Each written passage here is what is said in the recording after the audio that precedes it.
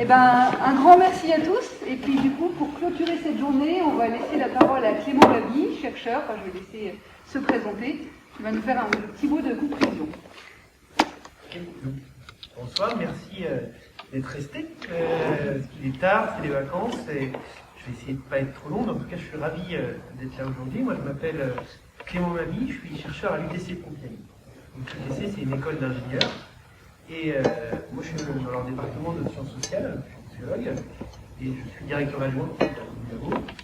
Et je travaille sur les relations entre numérique et citoyenneté, numérique et démocratie. Moi, ce qui m'intéresse, c'est en quoi l'usage de technologies numériques, qu'est-ce que ça fait par rapport à la société, et comment ça se transforme, qu'est-ce qui se passe. Et dans le cadre de mes travaux de recherche, je participe aussi à un collectif qui accompagne l'ensemble des NEC dans les différentes régions, donc les NEC, les numériques en commun. Cette journée était labellisée NEC. Et mon idée, c'est de venir dans ces NEC et d'essayer de contribuer à une réflexion plus collective sur c'est quoi du numérique d'intérêt général. C'est souvent ce qu'annonçait sur la plaquette des NEC. Ou peut-être plus modestement, à quelles conditions on peut mettre du numérique au service de l'intérêt général. Et c'est pour ça que ça fait écho, moi, beaucoup à mes travaux de recherche. Et ce que j'essaye de faire à chaque fois, dans ce petit mot de la fin, c'est de mélanger quelques partis pris, quelques idées que moi je peux avoir, les croiser avec ce que j'ai pu écouter. Moi, j'ai écouté l'ensemble des tables rondes, j'ai fait un petit tour dans la majorité des stands. Et donc, je vais essayer de vous présenter ça comme ça. Dans un premier temps, peut-être partager quelques réflexions sur les NEC et pourquoi ça me semble important qu'il y en ait. Et dans un deuxième temps, je vais essayer de voir en quoi la journée qu'on a pu passer ensemble et les discussions qu'il y a eu peuvent peut-être ouvrir des perspectives et faire levier pour continuer à imaginer un numérique un peu plus responsable et peut-être un minimum au service de l'intérêt général.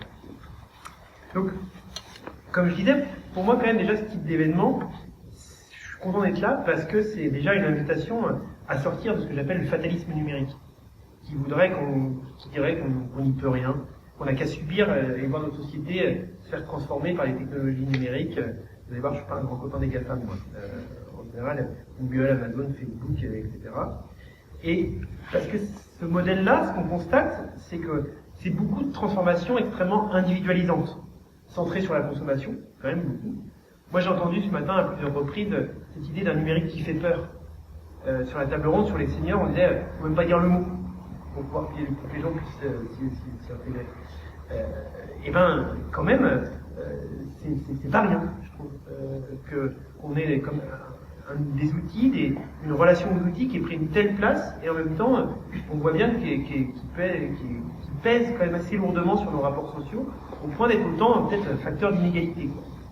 Et la montée en puissance de cette société numérique, portée par le modèle, ce que j'appelle un peu le modèle Silicon Valley, c'est-à-dire grosse technologie, grosse puissance, usage pas forcément compliqué, qui change tout le temps. Moi, j'ai le parti pris de me dire que c'est pas une finalité, ni une fatalité. Et tout à l'heure, la personne d'Emmaüs Connect disait qu'il faut sortir d'indifférence. Je suis assez d'accord avec ça. C'est-à-dire qu'il y a un moment donné, si on pense que c'est autant que ça facteur d'inégalité, il faut se le dire. Il faut mettre des mots là-dessus, et puis il faut peut-être essayer de trouver des leviers pour agir, et mettre à distance ce que j'appelle le numérique néolibéral. Parce que cette vision assez néolibérale du numérique, il a deux effets majeurs. Le premier, c'est que ce discours-là, il survalorise ce que le numérique peut faire. Alors, j'y reviendrai tout à l'heure, mais ce qu'on voit qu'en général, quand ça marche bien, c'est que c'est du lien. C'est du lien social avec la médiation de technologie, mais c'est jamais l'outil tout seul. Y compris un école scolaire ou un robot qui se déplace dans la classe, je reste qu'à moitié convaincu, mais on pourra en discuter. Et le deuxième truc, c'est ça a tendance, ce modèle extrêmement dominant, donc ça survalorise ce que ça peut faire. Je peux vous prendre un exemple tout bête, c'est les cookies. Vous savez, ces fameux trucs maintenant qu'on met un petit dessin sympa pour faire cliquer, où on essaie de vous tracer pour les publicités, mais vous n'avez pas remarqué à quel point c'est en retard. Vous achetez une paire de baskets, c'est pendant 3 semaines après que vous avez les pubs pour les baskets qui s'affichent. Alors qu'on vous survalorise du fléchage, du traçage, ça marche pas toujours si bien. Et le deuxième truc que ça fait, ça invisibilise les alternatives non numériques. C'est-à-dire, il y a de plus en plus de clients, on a l'impression qu'on pourrait pu faire sans. Alors qu'on a longtemps fait sans. Et contre ce modèle, je pense qu'il faut pousser ce que j'appelle un numérique d'intérêt général ou au service de l'intérêt général, c'est-à-dire qui se met au service du collectif et du vivre ensemble. Ça peut être un numérique doux. J'ai bien aimé les papillons là. Comment dire, c'est par rapport à tout ce qu'on peut voir, le discours de harcèlement, etc. Le numérique, c'est autre chose, c'est d'autres réalités aussi. En fait, ce que je dis souvent, c'est que le numérique, c'est à la fois le poison et le remède. C'est-à-dire que c'est très très ambivalent. Ça apporte des choses super dans nos sociétés, mais ça apporte aussi un nombre de dérèglements qu'on a du mal à gérer, quoi. Et toute la question, c'est comment s'en tire de ces ambivalences? Comment dans ce truc, où à chaque fois qu'on pousse un pion, on voit bien qu'on en tire un autre, on n'aurait pas forcément envie, où est-ce qu'on met les curseurs? Ça, pour les élus, c'est toujours une vraie question, quoi. Où est-ce qu'on met le curseur? Et d'ailleurs, je pense que je viens de dire peut-être 20 fois le mot numérique là, depuis le début, sans me demander qu'est-ce que c'est que le numérique. Je trouve que c'est quelque chose qu'on ne dit pas assez souvent. En fait, le numérique, en soi, ça ne veut pas dire grand-chose. Le numérique, c'est de la puissance de calcul. C'est un truc d'ingénieur. Hein. C'est de la puissance de calcul qu'on utilise pour optimiser un service. Et qu'est-ce qu'il fait un ingénieur? Je suis prof dans une école d'ingénieur, je suis avec toi. C'est optimiser sous contrainte. C'est ça le boulot d'un ingénieur. Et donc là, on optimise des services. Et qu'est-ce que ça fait quand c'est plongé dans le réel, dans un monde social, comme on dit en sociologie, cette logique d'optimisation, ça vient accélérer des dynamiques. Le principal effet du numérique, il vient accélérer les choses qui existent déjà. Il n'y a pas tant de nouveautés que ça, que ce soit dans le thérapeutique, dans le soin, mais ça vient accélérer les dynamiques. Et après, ces dynamiques, elles peuvent être bonnes ou mauvaises. Hein. Dans d'autres domaines, moi j'ai coutume de dire que c'est pas Internet qui fait lire les populistes. Sinon, il n'y aurait qu'à couper WhatsApp, on n'aurait pas Bolsonaro. Bah non, c'est pas comme ça que ça marche. Et à l'inverse, Internet ne fait pas les révolutions dans certains pays. Internet n'empêche pas la répression des Iraniens, etc., etc. Et donc, ce qu'on voit aussi, c'est que les réalités sont très très variées, quoi. Il y a plein de choses qui sont à l'œuvre variées, et le numérique aujourd'hui, c'est une culture qui va bien au-delà des outils. C'est-à-dire que quand je dis une culture, c'est-à-dire que ça embarque des représentations, des imaginaires, plus ou moins Star Protection d'ailleurs, et aussi des modes d'organisation qui vont avec. Quand on pense numérique, on pense assez vite collaboration, machin, articulation, des idées de gens très très actifs derrière. Et donc on voit bien que tout ça, ça vient infuser dans les collectifs, dans les organisations où on utilise ces technologies numériques. Et du coup, je pense que les journées NEC, et il y a d'avoir des rassemblements autour de ça, c'est important parce qu'on a besoin de mettre en valeur ce qui se passe au local et la manière dont le numérique vient chatouiller des pratiques et vient peut-être refaire bouger des organisations. Et je pense qu'elles sont importantes parce qu'elles sont porteuses de 3 décloisonnements, à mon avis. Déjà, un premier décloisonnement entre les idées et le cambouis, quoi. C'est-à-dire que ce que j'aime bien, c'est qu'on en a pas mal discuté aujourd'hui, c'est que ça crée un contexte où les pratiques sont à l'origine de la réflexion. On pense à partir de pratiques. Et ça ouvre une perspective qui est importante, à mon avis, pour faire en sorte que ce que le numérique fait à la société doit pouvoir être compensé par ce que la société fait au numérique ou fait avec le numérique. Et pour ça, il faut bien que la société ait des espaces où s'organiser. Et je pense que, mine de rien, les journées NEC y contribuent. Deuxième point, ça contribue à décloisonner entre le monde du numérique et du non-numérique. On doit faire une symétrie. Il n'y a pas assez de symétrie. Moi, je regrette que dans des moments comme ça, elle est où la French Tech du coin? Il faudrait qu'il y ait des gens des startups, il faudrait qu'il y ait des gens du numérique qui viennent dans ces espaces-là, qui voient un peu l'utilisateur du bout de chaîne ou les gens qui travaillent avec eux. Parce que il faut former les gens du numérique ou dans le jeu de société. Pour l'instant, c'est quand même une catastrophe. On parle beaucoup de l'inverse. Il faudrait former les gens au numérique, mais l'inverse est extrêmement vrai aussi. Hein. Parce que dans le fonctionnement actuel, on a le sentiment que la culture du numérique elle est hégémonique, qu'on doit se former au numérique et baisser la tête, quoi.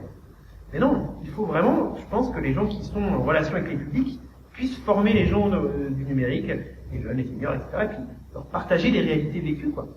Et c'est pas les tests utilisateurs de la Silicon Valley qui vont nous sauver, quoi. Troisième décloisonnement, entre la question de l'inclusion numérique et de l'accompagnement social. Parce que ce qu'on voit, quand on regarde un peu 30 ans de médiation numérique, on s'est souvent focalisé sur rattraper les retards, comme dans beaucoup d'autres politiques sociales d'ailleurs. Mais le problème, c'est que si on se contente de rattraper le retard, on ne lutte pas contre les fragilités. Et on a évoqué tout à l'heure le chiffre de 13 millions, qui est quand même pas ouf, hein, je peux rappeler. 13 millions de personnes qui sont alors, électroniques ou je ne sais pas trop quoi, en tout cas pas à l'aise avec le numérique. Ça mobilise, mais le chiffre ne se résume pas à ça comme problème, malheureusement. C'est-à-dire que les fragilités sont multiples, elles sont variées, et on est tous les fragiles de demain ou de quelqu'un, quoi. C'est-à-dire que si on regarde bien, peut-être que moi je vois avec mes étudiants, ça y est, je pense que j'ai passé le cap, je suis largué sur les histoires de réseaux sociaux, machin. J'ai pas passé le cap Instagram, TikTok, etc. En revanche, je pense que je peux encore apprendre d'autres trucs sur moi. Je les attends. Et voilà, et je dis ça comme ça, mais c'est un exemple. C'est-à-dire que les fragilités sont multiples en fonction des usages. On voit bien quand on travaille avec la CAF, par exemple, qui s'arrache les cheveux de voir les jeunes sur leur smartphone jouer ou faire des trucs de réseaux sociaux, et puis une fois devant l'écran, être incapable sur une borne de gérer le numérique administratif. Voilà. Il faut décloisonner ces mondes-là pour que ça se passe. Et une fois qu'on a posé ça, on peut concevoir les NEC comme des leviers sur au moins 3 points pour changer notre regard sur le numérique et l'inclusion. D'abord, je pense que se réunir comme ça pour parler de ce numérique d'intérêt général, c'est intéressant parce que ça invite à ne pas se tromper de viseur. Comme je disais déjà un petit peu tout à l'heure, c'est bien les besoins des gens qui sont au cœur. L'isolement, le handicap, on a parlé de pas mal de choses. Et en fait, le problème, c'est quand même d'abord et avant tout que le numérique n'a pas fait reculer les problèmes. Il en a même créé d'autres. Il suscite d'autres problèmes. Et donc, ça implique quand même à dire que, attention à ne pas vouloir traiter le problème du numérique, à ne pas vouloir former les gens au numérique. Ça me paraît bien ambitieux, parce que si on part du principe qu'il est partout, on va pouvoir former les gens à tout. Et il faut le considérer de manière située, quoi, en fonction des gens et de ce qu'ils ont besoin. Et en plus de réparer, il faut que l'accompagnement ait quand même un cap, un angle. Moi j'ai la conviction, et je pense que dans les réseaux du pop, il faut avoir cette conviction qu'il y a une focale pouvoir d'agir et émancipation. C'est-à-dire, ce qui est intéressant, c'est qu'est-ce qui rend les gens autonomes et un peu plus en capacité d'agir. Et du coup, la question pour trier de quoi on a besoin, c'est qu'est-ce qui rend capacitant nous. Parce que pour l'instant, on considère beaucoup le numérique et les technologies dans un rapport de puissance. On est beaucoup dans le truc qui rend plus puissant. Avec grosses données, gros machin, mais en fait, ce qui est intéressant, c'est un rapport capacitant. Il faut changer de regard. C'est un regard qu'on a sur la technique et les technologies qui date de loin dans nos sociétés occidentales. Les ingénieurs écrivent sur le TGV parce qu'il va à 400 km/h et on délaisse le TER. Et je vous le dis en tant qu'utilisateur de la ligne Paris-Compiègne, mais France, qui est une des pires régions en termes de TER. Bref. Mais on peut même remonter, vous savez, jusqu'à Socrate, et vous connaissez l'histoire de la caverne avec Zeus qui a des pouvoirs pour tout le monde, et l'homme il passe en dernier, il a donné la force à l'ours, la vitesse au tigre, et pour l'homme, plus rien. Qu'est-ce qui fait qu'en été, il pique le feu? C'est la technique qui va le rendre plus puissant. Et on est resté dans ces imaginaires sociaux que la technique va nous rendre plus puissants. En vrai, on devrait regarder comment elle nous rend plus capacitants. Et c'est ça qui devrait être le cap pour savoir si on en a besoin ou pas. Le deuxième point, c'est il me semble que une fois qu'on est dans cette idée qu'il n'y a pas un mais des numériques, comme je disais tout à l'heure, il faut quand même accepter que tous les numériques se valent pas. Il n'en faut pas forcément partout d'ailleurs. On ne peut pas se former au numérique. Il faut ce que j'appelle choisir ses accélérations. Et le faire bien quand on le fait. C'est-à-dire que si on se dit qu'il faut mettre le paquet sur le numérique administratif, mettons le paquet. Ça veut dire qu'il y a d'autres endroits où on n'en mettra pas. Et surtout, il faut se dire que ça ne va pas être en substitution à l'humain. Il faut favoriser les usages numériques qui poussent vers plus de collaboration, de rencontres, ça ok. La Fédération des centres sociaux, elle a publié un manifeste qui est intéressant parce que c'est un positionnement, ils ont été assez précurseurs là-dessus pour se positionner sur comment une fédé du pop voit les questions du numérique. Ils ont appelé ça numériser sans déshumanité. Et je trouve que ça résume assez bien. Et puis on retrouve un certain nombre de principes qui sont discutés. Et tout ça doit nous amener à penser, moi, ce que j'appelle les environnements capacitants. C'est-à-dire que les technologies doivent arriver dans et contribuer à des contextes plus ou moins capacitants, et que la fragilité doit être territorialisée, quoi. Elle doit être captée en contexte, et on n'a pas tous les mêmes. Et c'est pour ça que je suis toujours songeur quand je vois des indices de fragilité se balader, moi je vois des trucs comme ça à l'échelle nationale, des stats, ça représente pas toujours bien les réalités vécues, puis il faut regarder dans le détail avec les gens, plus près des acteurs qui font les trucs avec les bénéficiaires, en quoi le numérique peut aider ou pas. Troisièmement, et j'ai un peu dit, mais vaut toujours le coup de se le rappeler, c'est pas les publics, pour moi, qui sont éloignés. Hein. C'est bien souvent le numérique qui dysfonctionne. C'est-à-dire que c'est les auteurs des systèmes techniques, les ingénieurs, qui sont éloignés de la réalité des publics. On ne peut pas considérer qu'on a autant de gens obsolètes. C'est pas possible. Je veux dire, il y a un problème. Oui, mais c'est un petit peu ça. Tu vois, on me dit au bout d'un moment, désolé, quoi. Mais quoi? Non, c'est pas possible de fonctionner comme ça. Et je pense que le numérique qu'on a, qui n'est pas forcément le numérique qu'on veut d'ailleurs, c'est le symptôme d'un monde qui évolue sans qu'on le comprenne. Progressivement, on perd prise. Il n'y a qu'à voir la place que prennent les algorithmes. Ils ont pas mal de... pas d'excité sur la CAF, mais voilà, on voit bien que là, en ce moment, il y a une mobilisation sur... la CAF a mis en place des algorithmes qui scannent en gros les bénéficiaires et qui déterminent qui faut les contrôler à partir d'un algorithme, il faut les contrôler les paramètres. Ou même, un truc sur lequel je pourrais m'exciter aussi, par contre, dans la catégorie on ne comprend pas comment la décision a été prise. Voilà. Et ça, on voit bien que le style numérique, c'est pas forcément l'horizon, bah, il joue quand même un rôle particulier dans le monde contemporain, et on a clairement besoin de reprendre la main dessus. Donc, comment aussi? Et ben, il me semble, vu ce qu'on a discuté aujourd'hui, que la journée elle a quand même ouvert un certain nombre de pistes pour trouver des prises un peu pour essayer de penser à numérique pour faire du bien, en partant un peu des réalités qui ont été partagées. Moi, j'ai noté 4 points. Le numérique, le premier, c'est peut-être le numérique comme médiation, numérique facilitateur, ça a été dit à plusieurs reprises, comme support pour créer du lien social. On en a parlé ce matin sur les seniors, avec l'action de Mona Lisa, avec le Bao Pao, la table interactive. Encore une fois, j'y reviens, j'ai bien aimé les papillons. Ce matin, on m'a dit, mais c'est le numérique magique, les papillons. C'est magique, ok, mais en fait, ça fonctionne grâce à des gens. Hein. On aurait pu aussi dire que le robot scolaire, c'est magique, mais ça fonctionne grâce à des gens, les outils seuls ne font rien. Je pense que ça, il faut bien l'avoir en tête, c'est l'outil ne fait pas politique, l'outil n'est pas un projet en soi. Quoi. Le projet en soi, enfin, l'outil vient équiper un projet. Quoi. Et par exemple, moi je m'interroge aussi beaucoup sur le rôle, la place qu'on donne au conseiller numérique. On a vu beaucoup aujourd'hui, moi personnellement je découvrais le polo, au début il n'y avait pas de polo. Mais et quand même, pour discuter avec beaucoup de conseillers, ce qu'on voit qui marche, c'est quand ils s'intègrent dans des dynamiques de travail social. Et d'ailleurs, je serais curieux de voir un peu au national dans quelle mesure, pour un certain nombre d'associations, ça ne remplace pas aussi la quasi-disparition des emplois aidés, qui ont mis un paquet d'associations dans la précarité. Et c'est une manière pour l'État de faire une pierre de coupe et de revenir voilà, de manière décalée. Et en fait, ce premier point, numérique comme médiation, ça revient à considérer le numérique ce que j'appelle comme un objet frontière, qui permet à différents mondes de se rencontrer et d'agir. Deuxième levier, c'est l'importance de créer du réseau et d'ancrer aussi ces pratiques dans des espaces et dans des lieux. Il faut penser à partir du territoire et embarquer les acteurs au service des publics, quoi, pour qu'ils viennent partager leur culture. Je pense que c'est important de créer des espaces de rencontre comme aujourd'hui, pour travailler ensemble pour l'accompagnement des publics en fonction des fragilités. Ça a été beaucoup dit aussi sur la table ronde tout à l'heure sur l'inclusion sociale et l'intervention des gens du UBES, là, je ne sais pas comment on dit. Et on a aussi parlé des tiers-lieux. J'ai toujours pas bien compris ce que c'est qu'un tiers-lieu, ça a l'air d'être beaucoup de choses différentes. Je suis assez frappé, pour moi, en ce moment, c'est le truc cool. C'est-à-dire qu'il y a des souffrances, et c'est des gens qui disent j'ai une solution, amène-moi ton problème. Pourquoi pas. Et on a aussi parlé dans cette importance-là de la problématique qui a été appelée du dernier kilomètre. L'importance de la mobilité, de l'aller vers, ça a été dit par la personne, je crois que c'est la Croix-Rouge. On a parlé de dispositifs proposés par voilà, tout un tas de choses comme ça, par des gens qui ont de l'expérience de l'accompagnement social, et il faut que ce soit eux qui s'approprient le numérique. Ça, je pense que c'est extrêmement important.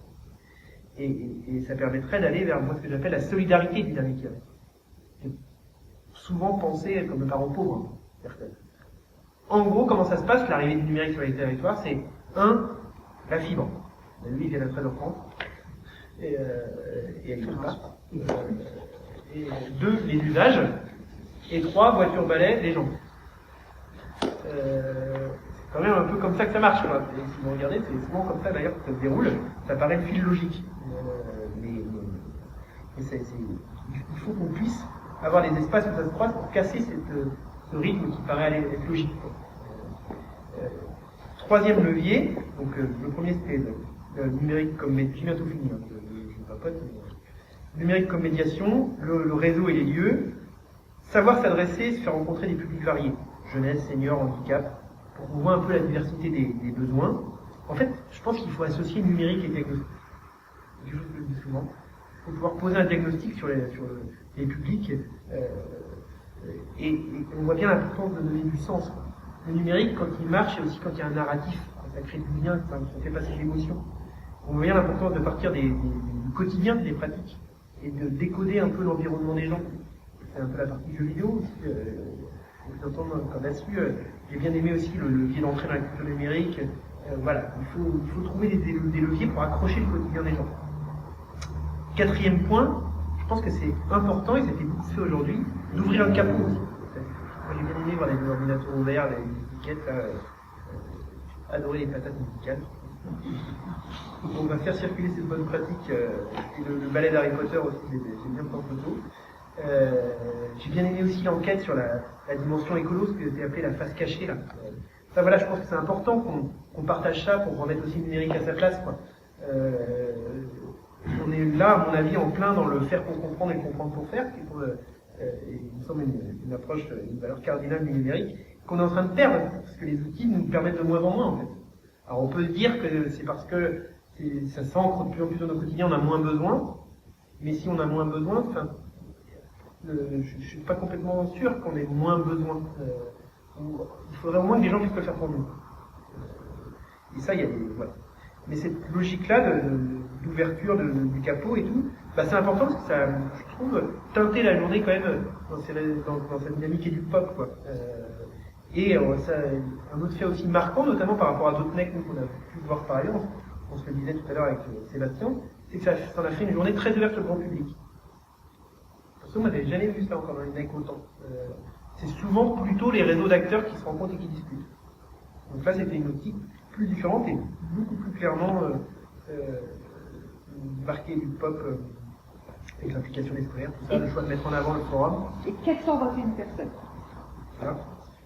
Donc voilà, le choix de vraiment de mettre le forum au cœur et les tables rondes en haut.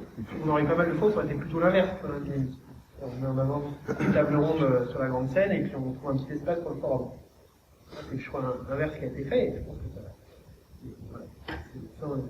ça montre la tente qui avait été choisie. Et donc, si on regarde ces 4 leviers, bah, ça nous fait nous poser un certain nombre de questions. Allez, 3, et puis du coup, j'arrêterai là-dessus. On va rester dans la demi-heure à peu près pour ce que je dis. La première, c'est s'interroge sur l'engagement et la place des acteurs publics, et le volontarisme politique qui est nécessaire.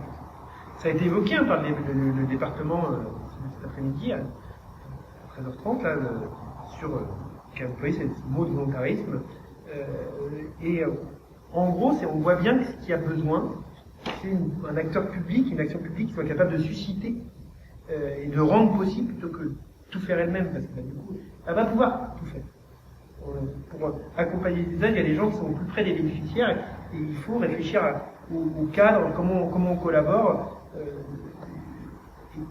comment on fait pour aller au-delà de la stratégie d'équipement. Parce que le réflexe politique, c'est de se dire, ça a été longtemps en tout cas, de se dire, filons des ordi, et puis les gens en cachette, les profs vont les aider, et puis on verra, après on mettra d'autres dispositifs plus tard en place pour ceux qui arrivent. C'est à peu près ça la stratégie de déploiement du numérique, et on a des politiques par département. Nous, en Picardie, là, on est passé ordi 60, on a fait des ordi, puis on a fait des tablettes, et on voit bien que ça marche pas, quoi. Enfin, ça suffit pas, en tout cas. Vous parliez tout à l'heure, à la table ronde, de l'importance de la ville comme acteur de coordination, comme support. Ça, je pense que c'est important, d'avoir une action publique qui est capable de faire des choses et d'organiser l'action collective, quoi. Dans notre cas, on parlait de plateforme, de plateforme. La deuxième question, c'est le thème en jeu, c'est autour de l'enjeu de l'interconnaissance des acteurs. Parce que pour pouvoir penser, je pense qu'il faut pouvoir penser en termes de partenariat et de parcours. Ça, c'est un mot qui n'a pas été beaucoup évoqué aujourd'hui et qui me semble important, c'est les parcours d'usage et les parcours des bénéficiaires. Et si on dit qu'ils ont des fragilités différentes, ils ne vont pas avoir besoin toujours des mêmes gens tout le temps. Et donc il faut pouvoir les accompagner à différents endroits, même sur un territoire, pour organiser des parcours. Il faut que les parcours d'usage et les parcours de territoire se rencontrent. Et ça, là, il y a un truc à faire, comme solidarité des derniers kilomètres, comment ils s'organisent, peut-être particulièrement en zone rurale, et développer des formes d'aller vers. On était, encore une fois, la personne de la Croix-Rouge, on était assez demandeur. Et peut-être dernière question, ça pose la question de la temporalité. C'est une question qu'on n'a peut-être pas beaucoup discutée, mais qui est pourtant, à mon avis, assez importante, hein, parce que on est beaucoup dans la rhétorique du retard, alors qu'en fait, il faut garder en tête et pas avoir peur de se le dire que c'est dur, quoi, en fait, ce qu'on nous demande. C'est-à-dire que mettre le numérique au service de l'intérêt général, c'est long, c'est dur, c'est fragile, ça demande pas mal d'échecs et de maladresse pour pouvoir arriver à des trucs, il faut pouvoir expérimenter, ça demande du savoir-faire, ça demande aussi de s'appuyer sur des cultures militantes, des cultures associatives, plein de cultures différentes, et de gens qui se connaissent. Il faut créer du lien autour, et c'est souvent assez fragile, mais en fait on n'a pas trop le choix. Parce que c'est une condition pour construire aussi collectivement une société pour demain qui se donne les moyens d'avoir l'égalité, la justice sociale comme boussole, et de mettre le numérique au service de cet objectif. Et je pense que du coup on ne peut pas se permettre d'avoir une société qui ne prenne pas à bras le corps ces objectifs. Voilà, merci pour tout. C'était pour les quelques observations que j'avais pu me faire à l'issue de la journée, que j'étais ravi de pouvoir vous partager.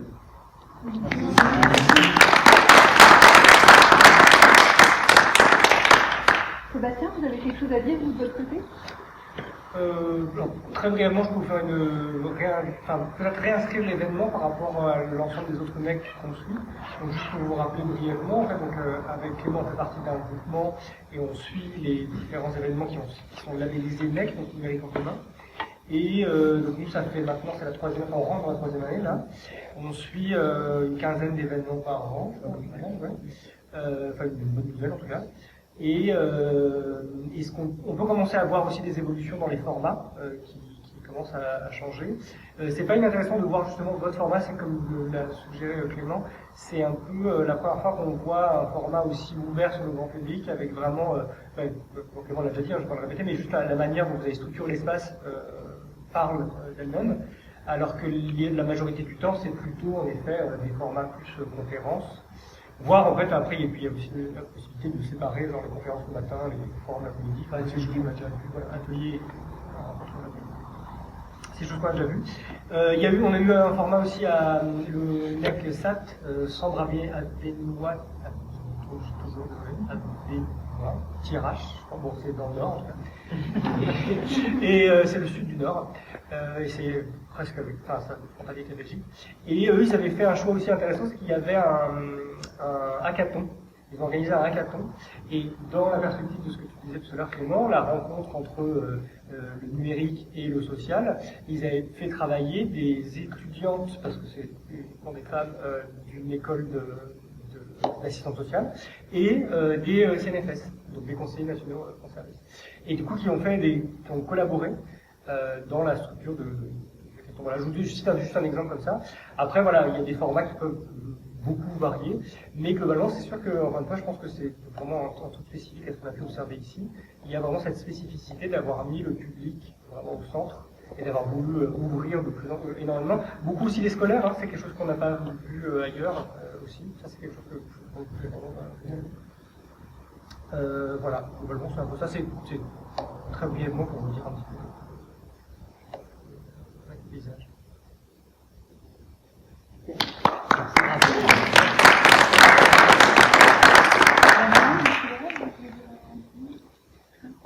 peux poser une question? La société de demain, vous la voyez comment?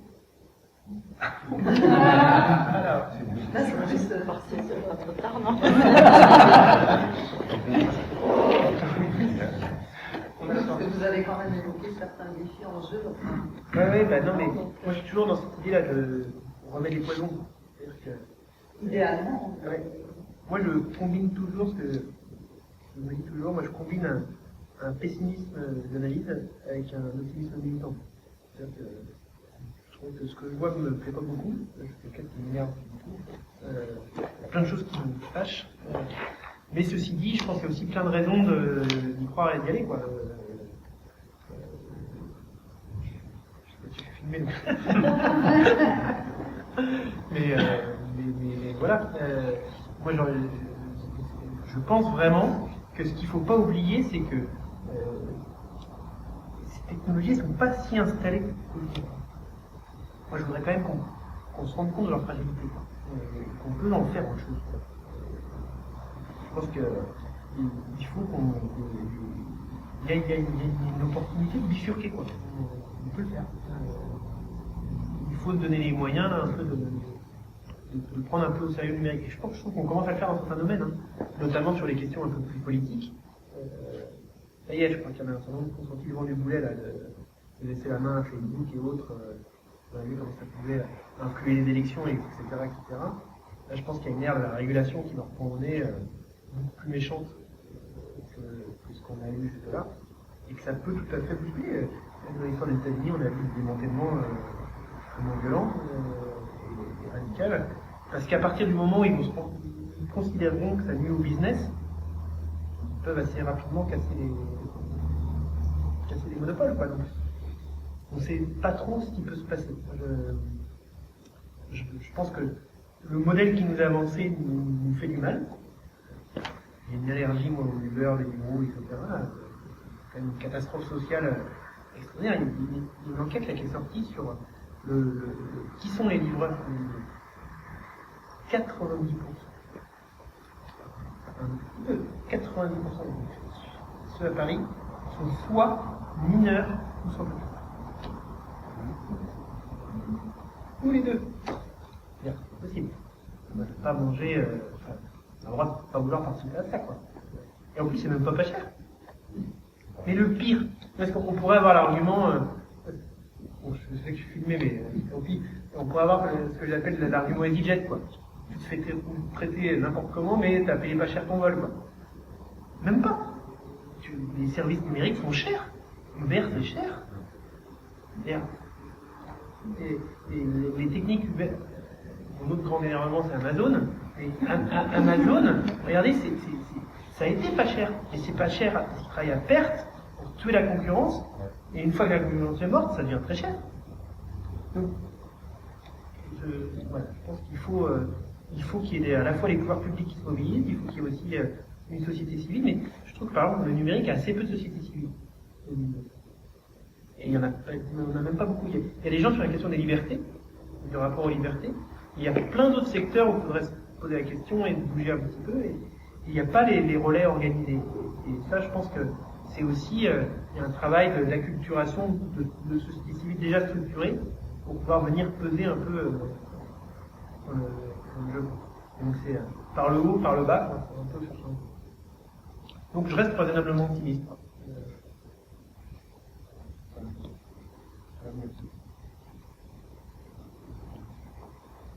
Ouais, il faut le temps, et puis je pense que les nouvelles générations aussi, peut-être qu'elles seront. Donc les générations, je sais pas. Ça, non mais par exemple, c'est ce que je sais plus à qui discutait ça, mais c'est pas qu'une question de génération, hein, les difficultés, les fragilités numériques. Je disais un petit peu tout à l'heure, là, dire que je comprends, ça y est, maintenant il y a des trucs numériques. Moi par exemple, je vois absolument pas l'intérêt. J'ai pas passé complètement le cap des réseaux sociaux, quoi. Et on va les nouveaux encore moins, là. Et donc on est tous le fragile de quelqu'un demain, quoi. Et en même temps, on peut être âgé. Moi je vois pendant le confinement, mes parents, qui n'ont pas de vidéo, pas des flèches numériques, et mon père il s'est mis à WhatsApp pour voir ses petits-enfants assez vite, quoi. Bah là, en moins de 2, il a installé l'application, déjà il n'y a pas besoin de quelqu'un pour dire, clac, vidéo c'est là. Donc quand on a un besoin, quand on est dans un tissu aussi qui motive, et je pense que c'est plus une question de lien social que vraiment d'âge pur. Parce que sinon, on pourrait être cynique et avoir le discours de dire, on pourrait être exactement ainsi pareil, pour dire non mais ne vous inquiétez pas, c'est un nouveau espace, dans un temps, tout ira mieux. Non, ça ne marchera pas comme ça. Et on voit des jeunes en difficulté, des vieux en difficulté, des vieux qui arrivent, des jeunes qui... C'est pas si simple. C'est pour ça qu'il faut vraiment diagnostiquer les fragilités et les traiter, quoi. Et surtout changer de regard sur ceux qui n'y arrivent pas, quoi. Mais nos sociétés néolibérales ne poussent pas trop vers ça. Est-ce qu'il n'y a pas un âge minimum, par exemple, là on parle de génération future, qui ne devrait pas être franchi? Je travaille dans un endroit où, par exemple, on fait des choses plutôt intéressantes par rapport au numérique, qui est au public très jeune. Mais ça veut dire que du coup, si ça leur plaît, ils vont passer plus de temps sur l'ordinateur, sur la tablette ou sur le smartphone, alors qu'ils peuvent ne pas avoir 10 ans, par exemple. Est-ce que, par exemple, pour une vision du futur, on ne pourrait pas se dire, ok, là, désolé, t'as moins de 10 ans, t'as pas ton smartphone, voilà, va jouer dehors, va faire des matchs de foot. De toute façon, dans 10 ans, tu seras collé devant l'ordinateur pour le détail. Ouais, alors là, je sais pas trop ce que les chercheurs ne pas de enfants qui traitent. C'est chaud, parce que 10 ans. Il y en a plein. Oui, non, mais oui. Dans mon cadre familial, de n'importe quoi, enfin, tout autour de moi, c'est tout le temps, tiens, prends le smartphone, joue et tu me fiches chier en attendant, quoi. Il a fait des comparaisons. Non, mais plus sérieusement, parce que moi, là-dessus, on vous donne une expertise, mais ce que j'aurais tendance à dire, je suis pas sûr que le fait d'avoir accès aux outils même jeunes, c'est un gros problème. Très longtemps, ça va être accompagné. Parce que je pense que c'est deux choses. C'est un, il faut quand même le limiter en quantité. De toute façon, comme à peu près tout, les enfants ont besoin d'être une question d'éducation. Encore une fois, le numérique n'amène pas que du nouveau. Enfin, on doit envelopper, d'avoir un cadre. Ça va faire grandir quelqu'un qui dit stop. Donc, c'est le rapport au stop. Et le deuxième, c'est la diversité culturelle. C'est-à-dire que si les enfants ils bouffent Netflix, on entend pas mal de Netflix, mais le problème c'est quand ça remplace le lien social et autre chose. Moi, par exemple, moi je sais que mon frère ils ne verront pas non plus pas mal, voilà. Mais je sais aussi qu'on fait tout un tas de trucs culturels qui font que ça compense, quoi. Je pense que la solution est là, parce qu'aujourd'hui, est-ce que tu peux, dans la société telle qu'elle fonctionne, complètement leur dire jusqu'à 10 ans, t'as rien. Ils vont être déconnectés des autres aussi. Mais justement, je sais pas, les numériques dans le primaire, moi je suis pas spécialement pour. En fait. À l'école primaire, apprendre à, je sais pas, j'ai pas d'exemple qui me vient comme ça, mais on peut parfaitement apprendre à un enfant de CM1 à écrire à l'ordinateur, mais il le fera aussi au collège de manière plus assidue parce qu'il est censé avoir plus de cours là-dessus, si je ne me trompe pas. En CM1, on leur apprend pas. J'ai fait du primaire, enfin j'ai fait à la cheminée, j'ai fait l'animation multimédia. Une des grandes demandes des professeurs là-bas, et des enseignants, c'était il faut qu'ils écrivent le cours sur un ordinateur. On va faire un truc tout à l'heure, je veux l'écrire. Alors c'est bien, pourquoi pas, je suis pas contre quelque chose. C'est juste que je me pose des questions sur la pertinence. Moi j'aurais plus tendance à dire, je suis pas parent. J'aurais plus tendance à dire à mon enfant, écoute, plus tard, et puis si vraiment tous les copains au collège ont le smartphone et que effectivement il peut y avoir un intérêt, je sais pas, c'est un peu vague, je suis d'accord, mais repousser le plus tard possible. Ouais. Par rapport aux peurs du numérique, moi j'ai toujours un peu du mal, je suis pas un discours rassuriste, de dire c'est formidable, allons-y, les enfants des 3 ans et tout, même en dessous. En plus, moi, c'est pas mon métier, je suis pas là pour le faire, mais ce qu'on peut observer, c'est que dans l'histoire, il y a quand même eu énormément de réactions très épidermiques à des nouveautés, parfois des nouveautés technologiques, parfois des nouveautés culturelles. Tu ressors des textes qui ont été écrits sur les romans, la perversion des jeunes pensées, des ados et des jeunes par le roman. Aujourd'hui, ça nous paraît ridicule. Enfin, le roman, aujourd'hui, c'est un élément incontournable de notre culture. Il y a des prix entiers, etc. Il y a des gens dont c'est le métier d'écrire des romans. Et aujourd'hui, ça nous paraîtrait complètement absurde de faire ça. Donc je suis pas en train de dire, je sais pas, ça se trouve dans 200 ans, on dira, vous vous rendez compte, à un moment donné, ils se sont dit que Facebook c'était dangereux, enfin, j'en sais rien du tout, hein. Mais juste, peut-être relativisons ces angoisses-là, parce que de tout temps, depuis l'Antiquité, on a eu peur de certains changements à des moments, que ce soit encore une fois des innovations culturelles ou des innovations technologiques. Bon, peut-être qu'on est un peu entre les deux bords. Je pense qu'au final, le fond de la pensée, c'est plus par rapport à prends ton smartphone, ou tiens, je t'offre un smartphone, ou prends le mien, et puis regarde TikTok. Il y a des choses qui sont faites pour créer de la dopamine et rendre accro un enfant, enfin n'importe quel usager, en fait, pas qu'un enfant. Ouais, par exemple, avoir accès à un truc ne veut pas dire qu'on a tout le temps avec. Oui, il y a quand même limiter le temps et la qualité. Effectivement, oui, dans l'idéal, on limite, mais la majorité des parents que j'ai pu croiser dans le cadre de mon boulot, malheureusement, c'était des parents qui étaient eux-mêmes, qui trouvaient normal, en fait, que leur enfant passe des heures et des heures sur le téléphone, quitte à négliger les devoirs, et ceci et cela. C'est pour ça mes interrogations, en fait. Moi, quand je vois ça, je me dis, bah, mince, j'ai vu une trentaine de gamins aujourd'hui, j'ai peur parce que dans ces trentaines de gamins-là, qui va être le médecin de demain?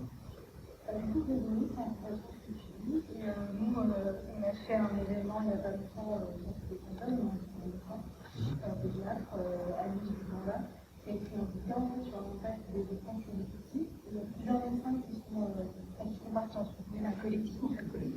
En fait, elle s'est rendue compte qu'elle recevait des enfants qui avaient certains troubles, des troubles physiques.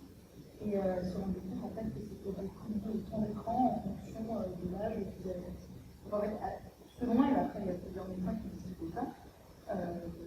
Si tu peux facilement mentionner sur internet, en fait, selon les âges, elle dit généralement, c'est ensuite d'un certain âge, c'est non, absolument non. Et à partir d'un certain âge, c'est vraiment le temps qui a vraiment dépassé ce certain âge. Sinon, en effet, quand après on prive un enfant qui a habitué à un certain nombre d'heures de temps par jour, il y a plus de courage. L'enfant, il va se faire gérer, il peut frustrer. Ça, c'est fait en compte par le grand des économies, qui disait, les réseaux qui simulent les familles, mais Je crois qu'il y a une vidéo sur YouTube. mais voilà, une discussion. on va regarder la vidéo. Ils sont forts quand même, les Américains. Allez regarder des vidéos pour nous critiquer. Oui, aussi. Est-ce qu'il y a une dernière intervention? Sinon, on va terminer parce qu'on a eu une grosse journée. Il y en a qui sont là depuis 7h30 du matin. Donc voilà. Est-ce qu'il y a un dernier mot ou est-ce qu'on s'arrête là et on se dit merci à Moi, tous? je voulais juste dire un dernier mot par rapport à la fracture numérique, par rapport aux générations. On aura tous un problème tout le temps avec l'âge parce qu'on vieillit aussi vite que les technologies avancent. Et donc, dans 20 ans, par exemple, on nous donnera nos quantiques. On sort même pas ce que ça va pas s'en servir. On sera tous à un moment donné. Donc il y aura toujours un décalage générationnel entre la technologie et les personnes. Et surtout que donc on ne peut pas vraiment lutter contre ça, à part tout à fait. Et quand même, la particularité du monde dans lequel on est là, ces vidéos hyper spécialistes, ça va de plus en plus vite. Mais même nous, on le ressent en tant qu'animateur multimédia. Il y a tellement de choses qui débarquent de partout, les nouvelles technologies, etc. Et même des fois, on se dit qu'on est un peu dépassé par rapport à d'autres jeunes qui rentrent dans le métier, etc. Ce sera le mot de la fin du coup. Et encore merci à tous pour cette journée. On peut tous applaudir.